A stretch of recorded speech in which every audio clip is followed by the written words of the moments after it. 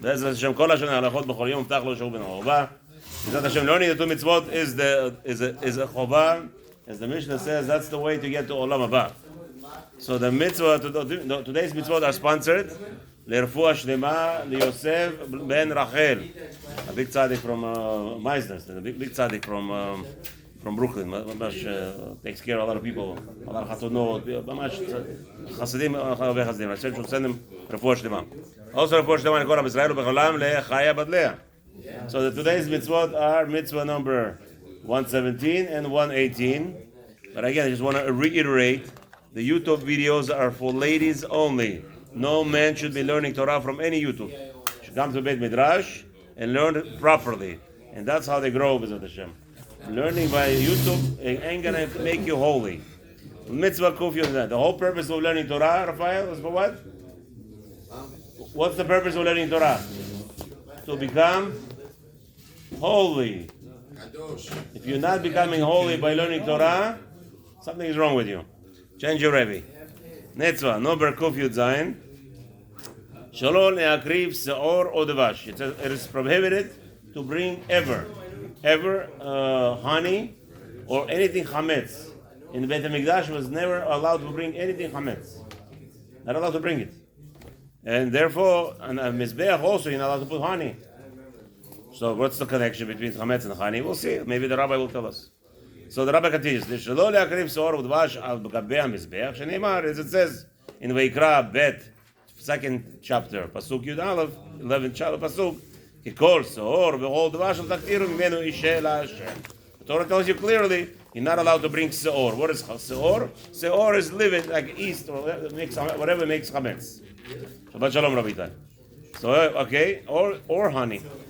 V'nechpela u'meniya, and HaKadosh Baruch Hu doubled down on this prohibition, as it says, V'rosh HaPasuk, Shneimar, Kol ha'mincha asher takrivu Hashem, lo ta'aseh chametz.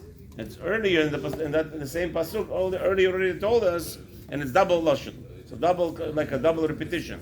It says that all your mincha offering, all your what's there, you have to be very careful. The flour turns into chametz very fast. On Pesach, why are you not allowed to use Pesach flour? Not allowed to use flour on Pesach. It's not chametz. Flour is not chametz. Let's get this straight. Flour is you make matzah. If flour was chametz, how are you going to make matzah? Elohim came in America. In America, it's a big problem. In America, what's the problem in America? We have Bukharians. We have a custom. We don't sell anything. Don't let those fool wise guys in our community in Bukharians started a new thing, new zach. They started selling chametz. Makara lo nishma davar kazeh. Baruch Hashem, in our community, many things were never heard until they came to America. All of a sudden, Chalab Stam is allowed. All of a sudden, this is allowed. McClellan, the sherry whiskey, they started allowing. Chas v'shalom. Not allowed these things. So, we were not allowed to sell anything. There's no selling chametz. So I called the chief rabbi of the Bukharian community. I said, listen, I want to buy flour. Who knows what's going to be? All the manufacturing plants are going down. Soon they're not going to have cookies for my children. You know, I want to give cookies to the kids. Otherwise, they're going to drive me nuts. So what do? I want to buy 1,000 pounds of flour. I want to put in my attic the flour, whatever it is, store of flour. He says, you have a problem. What's the problem in America? It's illegal, by the way, to sell wheat. To sell wheat, a sack of wheat, if you didn't bleach it. So all the wheat we buy, before grinding, it's bleached. Elohim Ken, there's a lot of people who, Baruch Hashem, don't follow the American law. They don't follow the law. And they collect the wheat and they don't bleach it. And only there it's going to be allowed for Pesach. All flour in America is chametz. All of it. Unless it's specifically told that it's an under table, as you know, the what do they call it? Prohibition? The prohibition years? What is it called? No, what do they call the wine? They were not selling wine? In the 1920s. Prohibition, yeah? So they were selling under the table. All of a sudden the rules became big. So no, they don't have the law. They don't have that crazy law like in America. Every wheat that you collect, before you sell it to the public, it must be bleached against all the, I guess, insects or whatever it is. They do bleach it in Israel. I don't know. If they bleach it, then it's not kosher for Pesach. No, I don't know. But I'm saying they clean it. Whatever it is, whatever you say. Okay. So basically, if the flour is washed, if the wheat, the kernels are washed before, okay, you could do it the following process. Maybe some of them do. They wash it while it's still connected. If it's connected to the ground, you could wash the kernels. They don't become chametz. The only time the problem with chametz starts when you gather it, and now Hashem sends rain. If you gather it and Hashem sends rain, haraman, it's all chametz. Finished. It's not going to be ever not chametz. So that's very important, right? So the flour, especially the korbanot of minachot, were brought with a lot of flour. So you have to be very careful. A little drop of water, and maybe now we can understand why no water was ever brought on korbanot. Because you're going to have mishkav, all the mixtures over there. You're going to have chametz. And Beit Mikdash was not allowed to bring ever chametz. It was never happened. Huh? Take a look again, and you know it's a matzah. Of course. It was actually matzah. How thick? A pepper. The matzah was 100. Yeah, it was not. It was cooked within 18 minutes. It was 100%. Was 100% matzah. Also, the Gemara tells us. What does Gemara say? How thick can the matzah be? It tells you 4 inches. We're not talking about long, thick. A matzah could be up to 4 inches thick. Okay, machloket, 3 inches to 4 inches. No? Okay, 3 inches to 4 inches. That's a machloket. This is talking about matzah. So that's what lechem hapanim was. Maybe that's why it was easy to make. If you consider it to be like you laid out the dough, right? What happened was, it was like a merubah, right? It was square, going in a little bit, and then it had like a dent, and then again it went out like a square on both sides. So if you fill it up all of it with dough, it's not a problem then. Very easy to make. Once you put it up with dough, and you just go into the fire, and it makes it sticky, like hard, and then the beautiful Rabbi Moshe HaKohen is good to point it out again. So lechem hapanim, there was not supposed to be even a hairbreadth empty when they were replacing it, right? One pushes in, one pushes out. The way that it's designed, certain design on lechem hapanim had that as they're pushing one in, the other one comes out.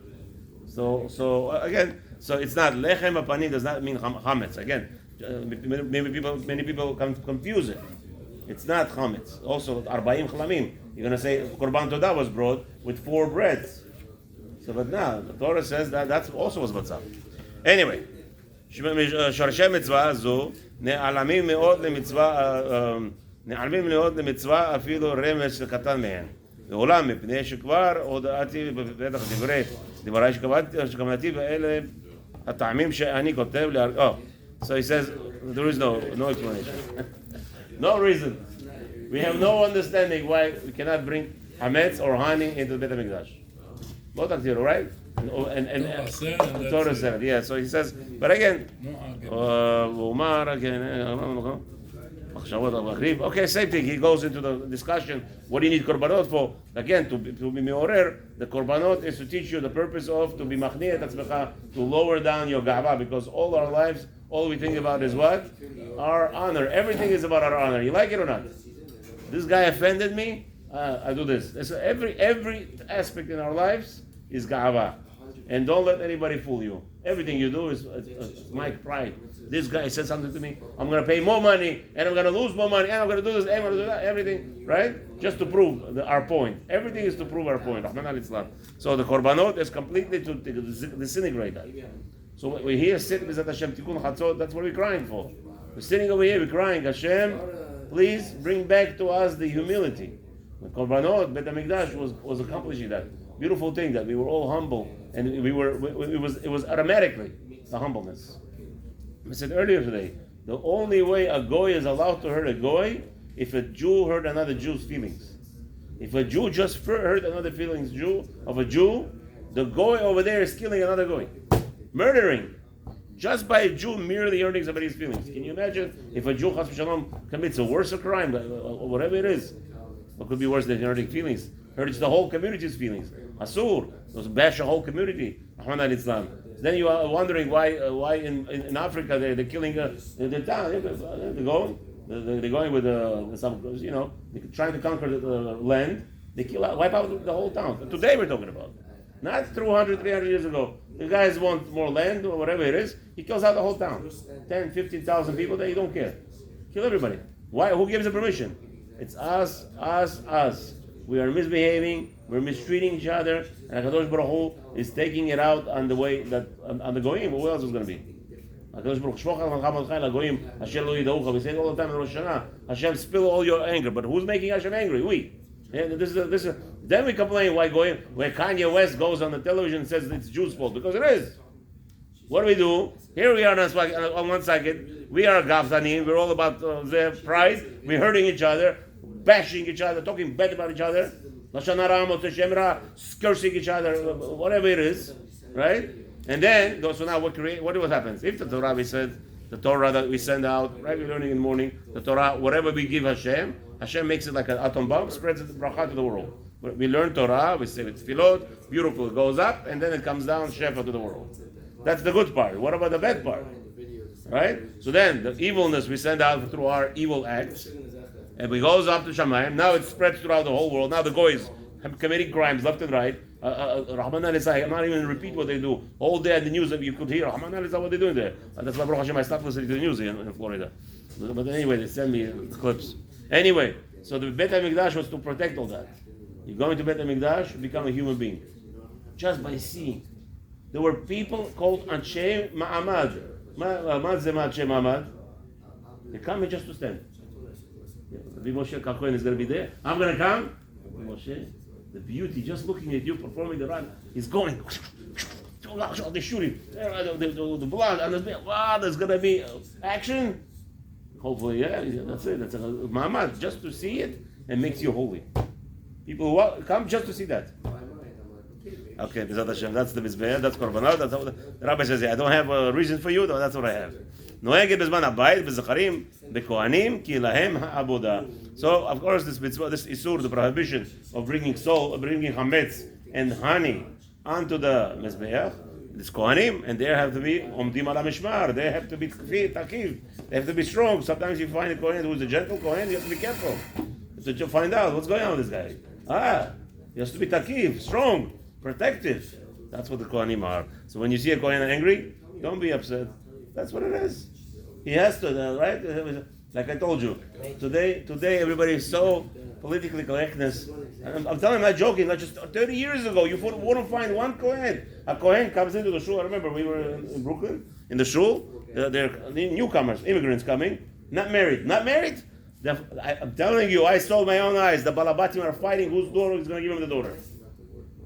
You know how many, in the past 15 years, the whole phone calls I'm getting? Rabbi, I'm not married, Kohanim, we need help. Nobody cares. If a Kohen is not married, he's not allowed. No, it's not allowed. What do you mean it's not allowed? Of course he's allowed. That's not the point. The point is Kohen has to get married. That's the point. Well, respect Kohanim. They're the ones who are... How many times? Huh? How many times? Everything. You say Rabbi Moshe HaKohen. Sometimes I say by mistake Rabbi Moshe. No, how many times you been married? What? 100, 200. Doesn't matter as much. As long as it comes down, okay, I'm okay with it. If he relaxes, right? There was a rabbi here in town. He was so wild. He was very wild. Genius, but he's wild. Baruch Hashem, now he's married. He's relaxed. Okay. The wife. So if the Kohen needs 5 wives to come down, I'm all for it. Mitzvah Kuf Yudchet. Shelo le'akriv korban b'lo melach. Okay, now what's the importance of melach? We say like this. Before we're going to start, just to let you know, the Gemara says about salt, you could eat anything and everything in the world, as long as it's edible, anything and everything, but never eat anything in the world without salt. Yeah? I like Israelis. I love Israelis. What do? They eat watermelon with salt. And not with salt, with a feta cheese. Okay, I come with the feta cheese is $10. Little salt is cheaper. And on Shabbat you can eat that. In Shabbat there's no feta cheese after Suda. My kids go crazy. What are you doing? I put salt on my melon. I enjoy it. Yeah, of course, that's the save money thing it's called. Anyway, they're like, what are you doing? You tasted one, let me know. It's nice, huh? Salt. So eat anything and everything, but don't eat nothing in the world if it doesn't have salt. It's not healthy, so. I don't know what you're talking about. That's a lie. Anyway, that's a lie, American lie. What do you think is going on in America? Because they're making everybody crazy with this salt, don't smoke, don't eat fat. Well, one day we'll get to the nutrition part. You just joined us, right? You don't know my nutrition takes. Baruch Hashem. I learned with scientists. They tell me what's supposed to be. Anyway, so now, what is the salt? Let's see. שלא להשבית מלח מעל הקורבן, חס ושלום. No korban in the Mizbeach was about to be brought without salt. Or המנחה, or even a mincha offering, which is flour. Also you have to put salt. כלומר, שלא יקריבו הכהנים שום קורבן או שום מנחה, אלא אם כן ישימו בהן מלח. You hear of Moshe? הכהן, remember that. Must have salt. שנאמר, as it says, ויקרא chapter 2, 13 פסוק, ולא תשבית מלח הברית אלוקיך, מעל מנחתך. Hashem has a covenant with the salt that it must be from all your korbanot and all your mincha offerings. וכתוב גם כן, הכל קורבנות תקריב מלח. Okay, it says over there. Okay. What's the purpose? בשושן מצווה, the rabbi says, כתבתי למעלה בראש הסדר, בדיני המצווה, אמרו זיכרונם לברכה. So our sages teach us in מסכת המנחות, דף כף א' עמוד א', שבת שלום, thank you for joining us, שמצווה למלוח הבשר יפה, כי אין מולח הבשר לצלי, שמולחו משני צדדיו. How do you salt the shish kebab? From both sides. You marinate it a little bit, yeah? You make it nice, kaka. Same thing. All the korbanot have to be nicely salted. ובדיעבד אפילו מלח כלשהו כשר. But if you throw a little speckle of salt, it's also kosher, but that's בדיעבד. But it has to be salted on both sides. ומלח שמולחין בו הקורבנות הוא משל ציבור. Now, what about salting? Now, now we have a question. The guy brings a korban, right? Bring a korban, and so who pays for the salt? Who pays for the salt? The rabbi says here the halacha is the entire community, they gather the money, the shkar, right? Adar, remember him? Adar, not in Kislev, nishmaim ala shkalim. In Adar we heard the shkalim sound, not in Kislev, like somebody told us today. You still don't understand. It's in Hebrew, Adar nishmaim ala shkalim. The noise of coins is heard only in Adar, not in Kislev. That's right. Not in Kislev. No, Kislev. All that noise is going to go into your pocket. Okay, anyway. היחיד מביא מלח או עצים לקורבנות. However, the communities, okay, okay, so the community's money is used for salt, but the individual is not allowed to bring salt. וכל זה מהגדרת הבית ובמקום השירות לכעניות. What's the purpose of this? To show you that the Hashem house is wealthy. It's not poor. And therefore, we don't tell the guy, don't be, what is it called? Bizayon kacha. Bring your para. If the guy brings a $1,500 bull, now tell him, okay, wait a minute, make sure you bring salt. No, we don't want that. We want to show Hashivut. The Beit HaMikdash has everything that's necessary to burn. We don't need your salt, and we're not allowed to bring salt. The what? The wood was also brought. Yeah, all the things that are inside.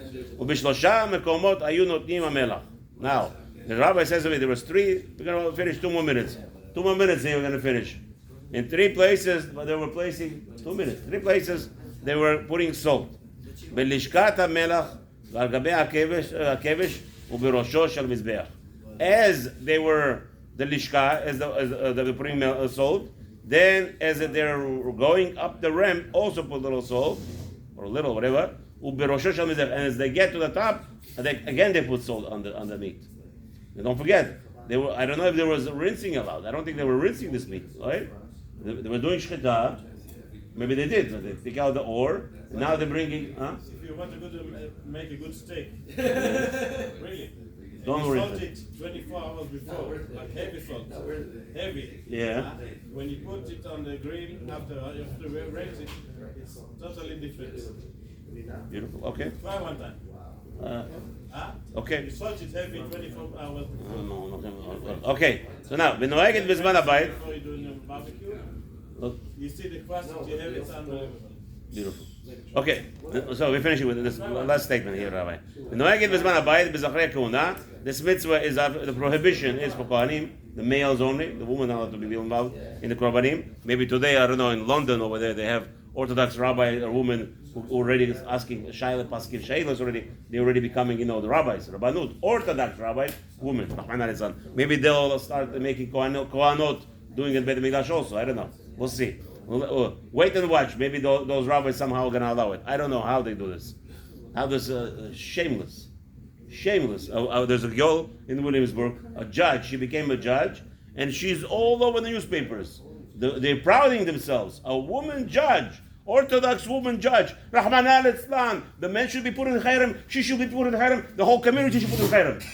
What is this? A woman judge, and you're promoting it on Ami magazine, and you're promoting it in all the news? Rahman al-Islam, what are you doing? No, she's Orthodox. So what? What kind of nonsense is this? She should quit. No, it's money. We need the money. What do you mean? No, she earned it. She was a regular attorney. What is a rush to shoot? It's evil. It's evil. The Torah is not for free. It's a busha. A woman. Then they have how this all started, because in London the Orthodox rabbis decided to make women Orthodox rabbis.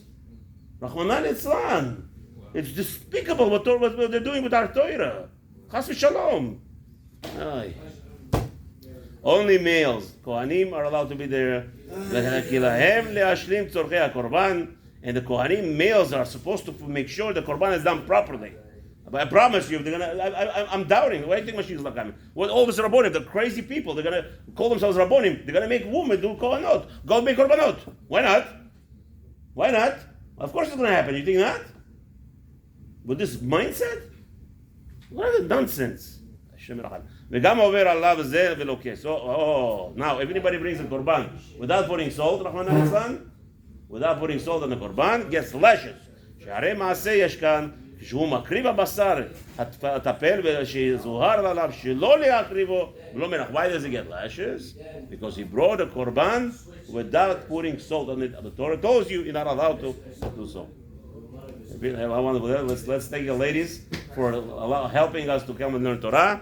Shabbat Shalom. Who wants to stay for right now? 20 minutes. Shabbat Shalom. Gentlemen, and don't forget, Thursday night, 8:30 for men and ladies shiur in Rabbi Shmaya Shul.